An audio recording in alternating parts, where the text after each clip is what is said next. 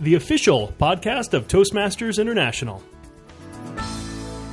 Well, today we're going to be talking about an extremely important topic, which is evaluations. And joining us for this topic is distinguished Toastmaster Bob Turel.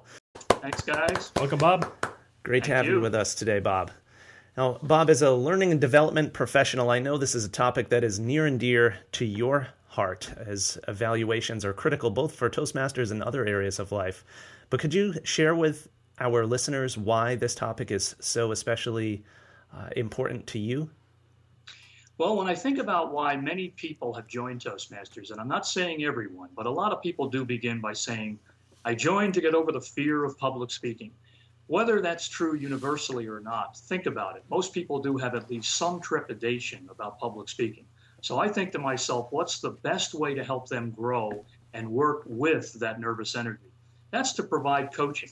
As Lance Miller likes to say, the 2005 world champion of public speaking, be a coach when you evaluate. And a real coach is going to uplift, support, issue really a lot of positivity to that person, at the same time pointing out what his perceptions are or my perceptions are that you think they can benefit from in terms of improvements. Mm-hmm. So I think of all the practicum that Toastmasters allows for, evaluations gives the one chance for us to coach another and support them through their growth and development. Bob, are you a fan of the sandwich method, or do you have another secret up your sleeves? I'm probably the biggest fan in the world. I like to think of myself as the sandwich master, because I realized early on that although that's just recommended by Toastmasters, not everyone, I think, understands or follows it. So if you think about the fact that when you typically make a sandwich, both pieces of bread are about the same size, that's really where I've tried to focus on with my DVD and my upcoming book, is to say, save some specific positives for the end, almost like a closing in a speech, and don't just end with something wimpy. Mm-hmm. Because if you really do it right, the sandwich can uplift, support, and be positive at the same time, giving one or two ideas for the speaker to improve. Now, about the sandwich method, some of the criticisms about that could be like whitewashing. I'm sure you heard of that before. We don't want to whitewash it. We don't want to say things that really aren't true. What's your response to that? Is it easy for anybody to find good things about a really bad speech? Or what do you do in the case when it's difficult to find something good?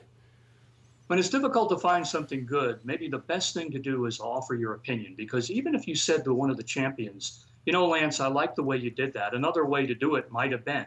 When you offer someone your perception or your feedback, you're not trying to expose a fault or a problem. You're just simply saying, I think it might benefit if you were to look at it this way.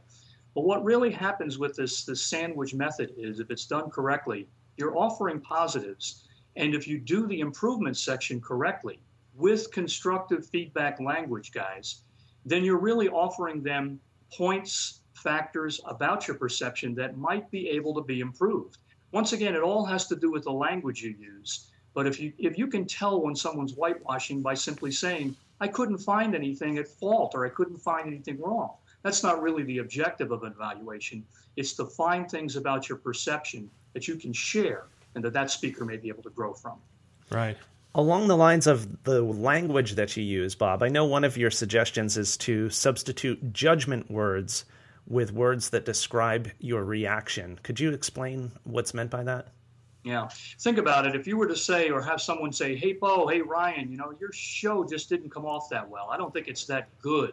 We start to find words like good as very evaluative or very judgmental. If you stay with perceptions like I got distracted, I enjoyed, I really appreciated, I believe, when you do things like that or say things like that, they become very personal. And therefore, they're not confrontational. The person really can't deny what your perceptions are. But when you make judgment words like, that didn't work, champions don't do that, the better speakers always avoid that, those are almost like coming down from the mount and saying to someone, that's against the rules. And in an evaluation, there really are no rules, only feedback. Right. Well, here's a good example. Let me get this piece of feedback that Ryan and I got from our last podcast and tell me how this person could have improved it. You guys aren't funny. Is that it? That's it. Well, think about it. You know, I enjoy the way you present your podcast, Bo, Ryan. I like the fact that you try to inject humor from time to time, and most of the time it really is effective. However, in this one occasion where I listened, specifically when you told the story about when Ryan was a little boy and blah, blah, blah, I felt that it could have been improved by, or at least it might have been enhanced by. The point is, I'm using a lot more words, guys, but the issue here is that I don't just say, hey, it wasn't funny.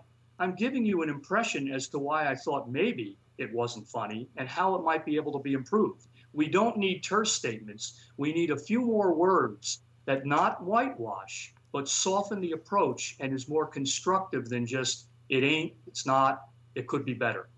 Right. Yeah.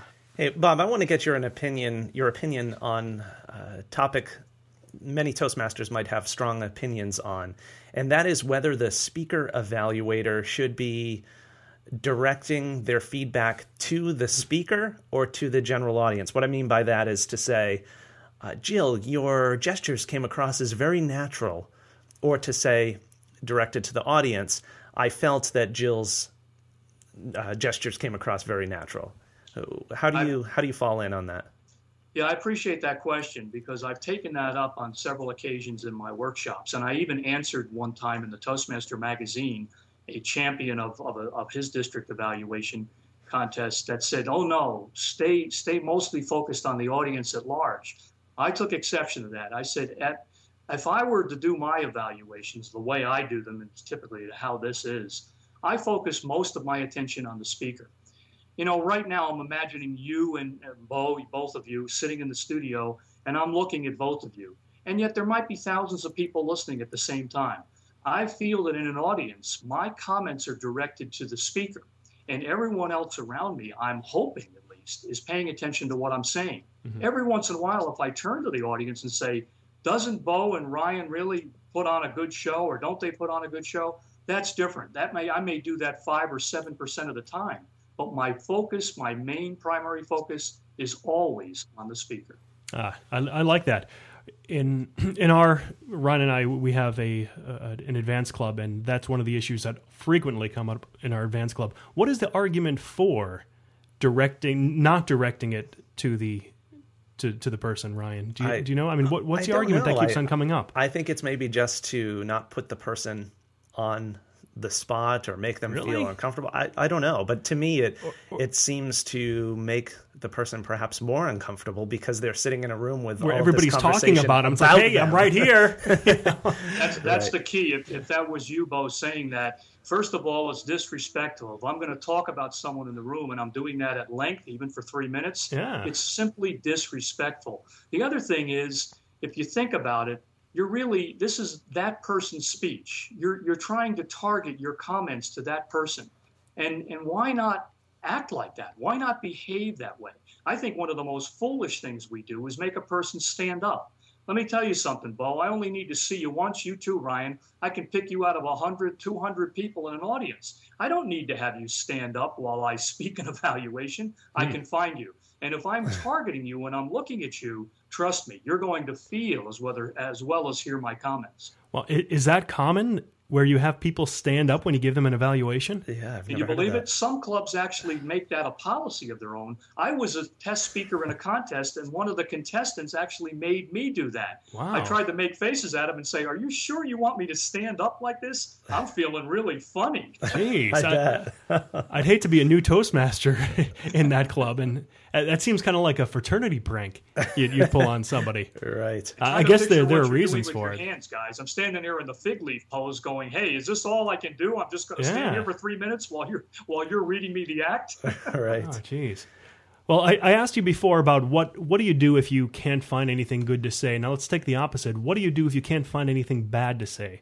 Maybe you're not the best evaluator. Maybe you weren't quite paying attention. Maybe this person was just so much better than you are that it's very difficult for you to find anything. What do you do in that case, or what do you suggest to people in that situation? Well, one thing's for sure, don't avoid or don't try to make something up, because we've gone through this in workshops where people have said, look, if you're that effective as a speaker, then say so.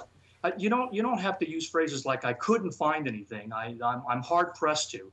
You can just simply say I might have done a few things differently. However, overall, and by articulating the different aspects that you did feel well, then why not stay with that? There's nothing wrong with more positivity than a few perceptions that might be in you are inclined to give that person something to improve upon.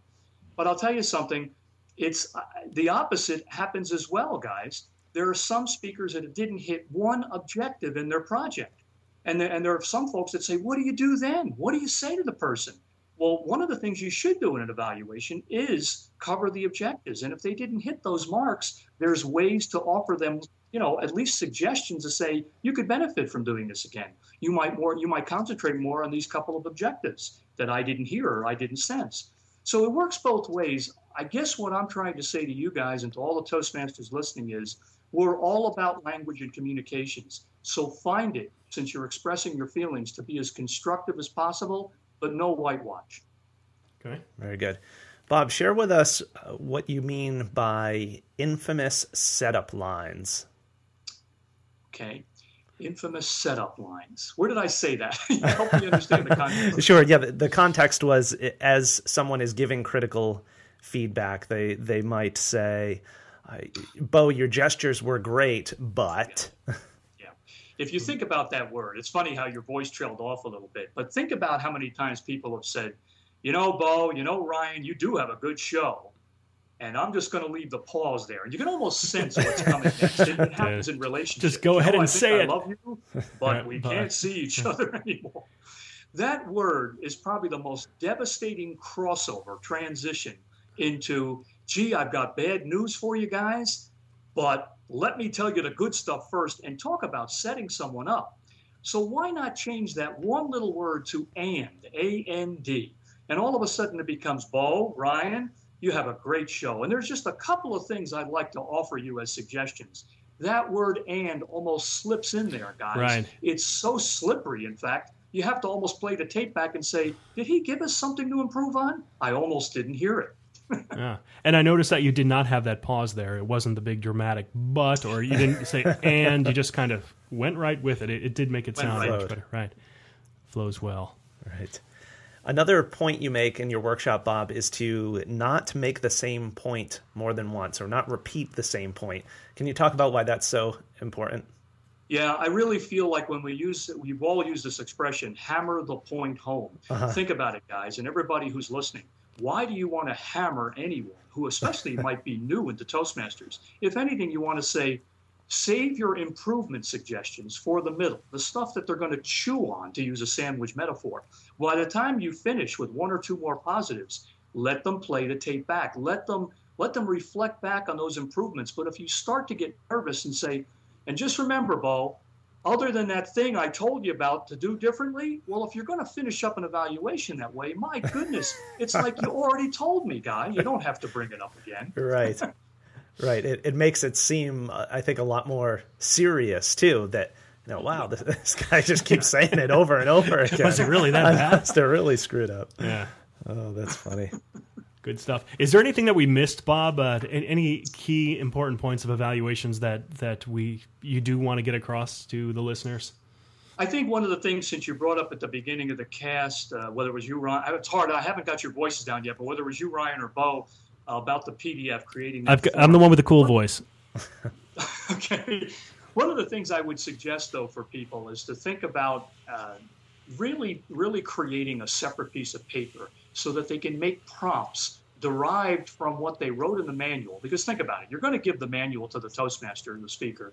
Why not create a separate piece of paper where you can create bulletized prompts? This way you can stand up and not hold on to the manual, but actually lay those prompts down and do just as if you were giving a speech. Make the eye contact. Use some body language. Make the evaluation come to life, almost like you do in a speech. I think that's one of the most important things we can profess is that don't just stand there and hold the manual and look up and down as if you're reading your comments. Why not put some life into them and literally make your eye contact with that speaker? That's the way you can offer your perception so that they know, or you know as well, that they're perceiving how you feel about their speech. Great point. Well, this has been great stuff, Bob. I know that every club deals with evaluations, and everybody's trying to give better and better evaluations because, as we know, that evaluations is probably the most important part of Toastmasters in our learning and growing. So we really appreciate this information. It's been fantastic. And once again, thank you so much for being on the show.